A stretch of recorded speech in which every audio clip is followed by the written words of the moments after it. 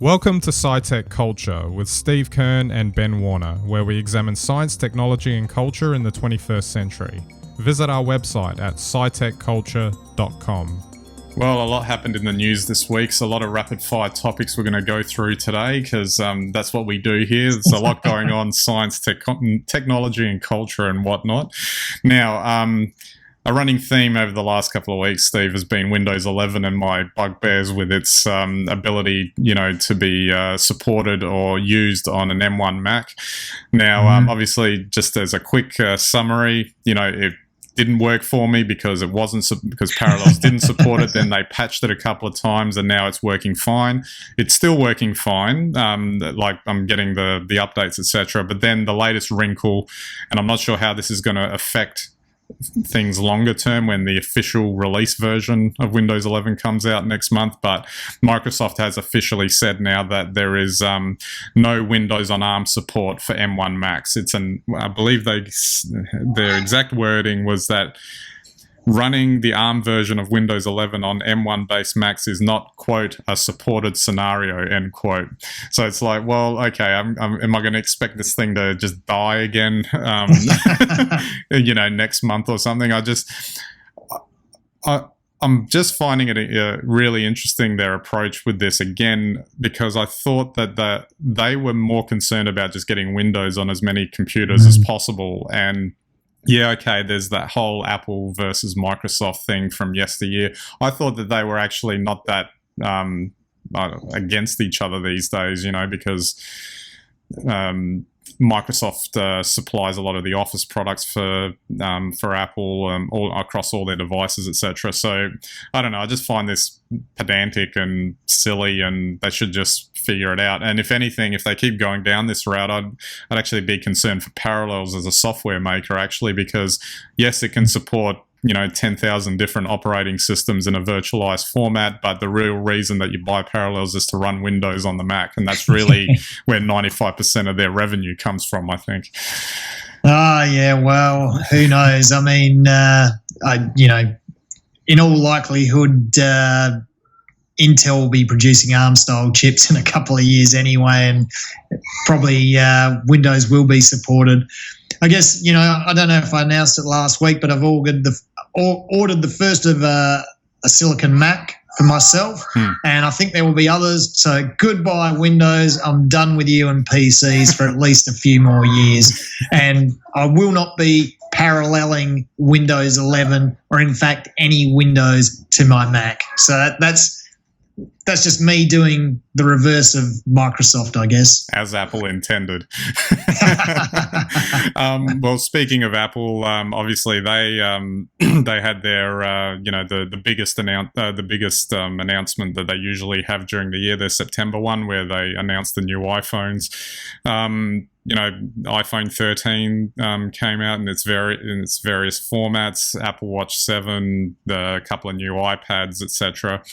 I think the overall response to it was a bit anemic. I think I don't know what people expect these days because, they're not going to be gargantuan updates anymore with massive leaps forward. It's always going to be like evolutionary and incremental. Yeah. While it's called the iPhone 13, it's probably better to call it the iPhone 12s, really, if you have a look at it. But there's nothing in the iPhone 13 for me because I've obviously got a 12 Pro Max, so there's nothing that I need to do for a while yet. Still found that the improvements there were quite good. I thought the battery life improvements across all the models was quite interesting. And the only real product that really caught my attention was the new iPad Mini because it's adopted the iPad Pro sort of design language, and to me it seems like a much more useful tablet, and the fact that it's small is really helpful as well.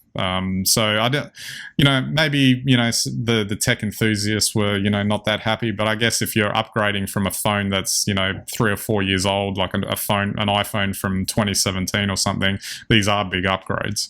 Well, they are, and especially if you've got a phone like mine, which is technologically 10 years behind the iPhone 13. So look, from my perspective, I was thinking maybe pick up an iPhone 12 a little bit cheaper, but I think I'd just go the iPhone 13 because the features are a huge jump forward. And as you say, I think they're probably better balanced than in the 12 overall.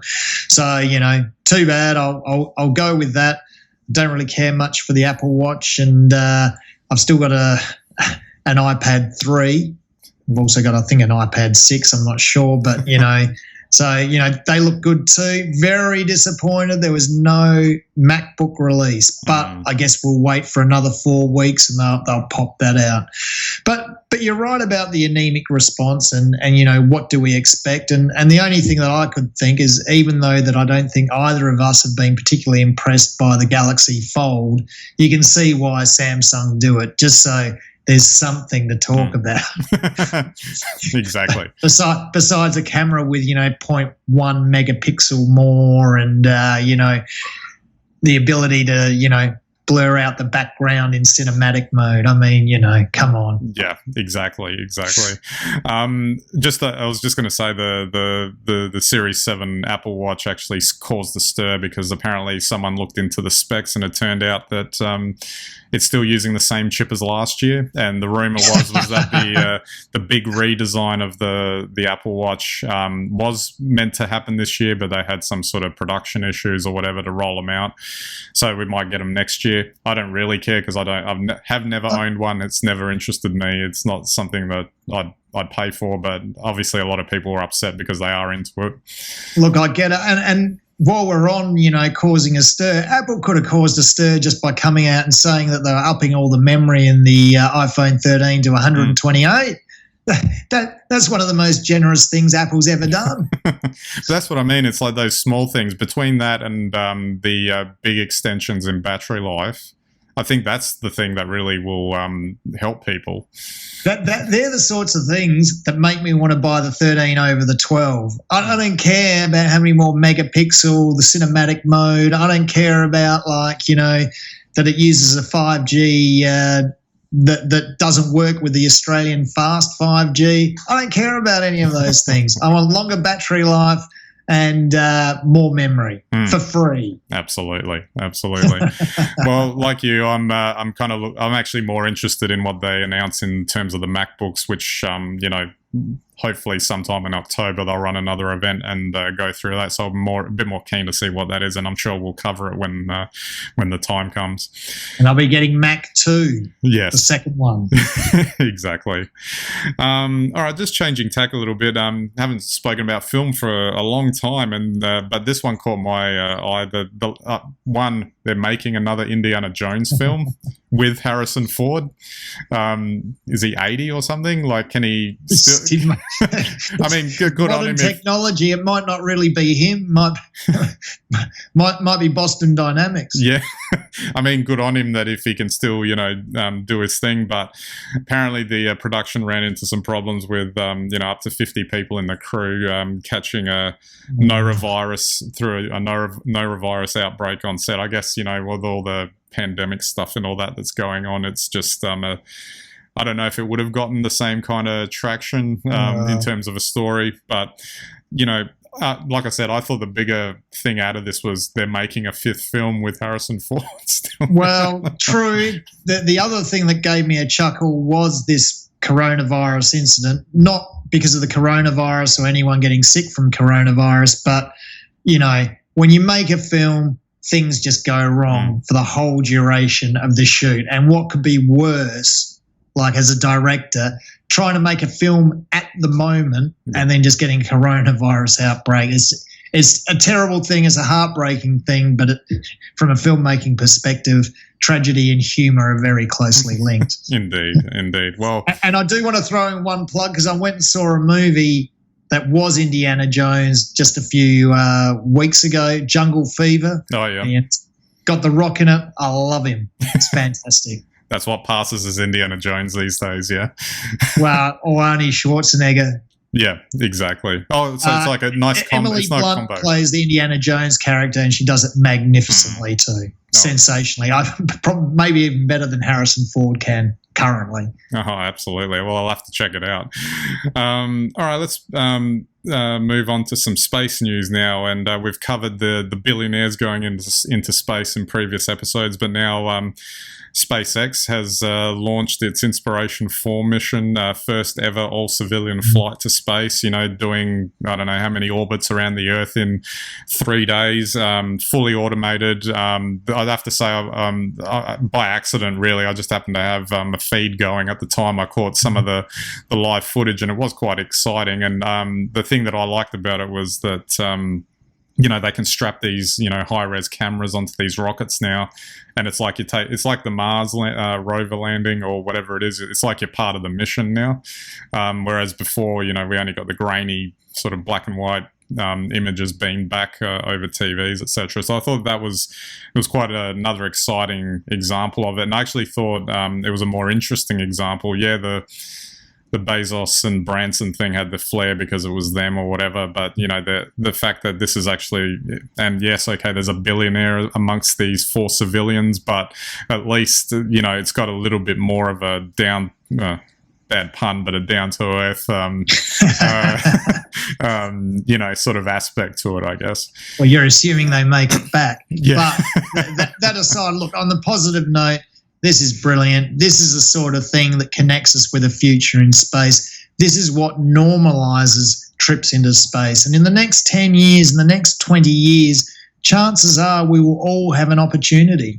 It's amazing. And, to think that our children or their children may live and work in space is also very exciting for some of us anyway, like me. Yeah. But, that aside, I thought on the downside, watching a billionaire place a bet on, like in space, it's a little bit indulgent and probably a little bit unnecessary, and kind of sets up space for wankers, if you were to ask my opinion.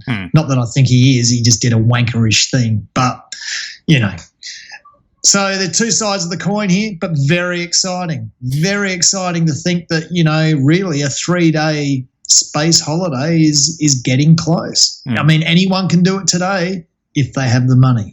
Indeed. And the other, from a technological point of view too, it's the reusable technology that I find interesting with this stuff too. And although I guess it's still in its infancy or whatever, they'll eventually get better and better, etc. as they do it. The fact that it's not wasted in that respect is a really good thing. It bodes well for the future in that respect. Oh, look, it's amazing. So the actual space trip itself, the launch, and the actual trajectory of the flight is 1960s technology. So it truly is nothing by today's standards. They did it in the 1960s. They're just doing it again today. Yeah. What is amazing is the craft, exactly as you've said, reusable technologies on that first stage. And then, the way they've built this new craft with automatic systems, big windows, magnificent views. It's creating a real experience. It's creating a real human presence in space. And even though it's really only low Earth orbit, it's still a magnificent thing. Absolutely. All right, and our last topic today, is it a cause for concern? But the UN has called for an immediate halt to the use of facial recognition technology so they can explore the potential societal impacts on civilians, against civilians perhaps. I guess this is, in a way, an old story in the sense of, invasive kind of technology tracking our whereabouts, etc., and what can governments do with it.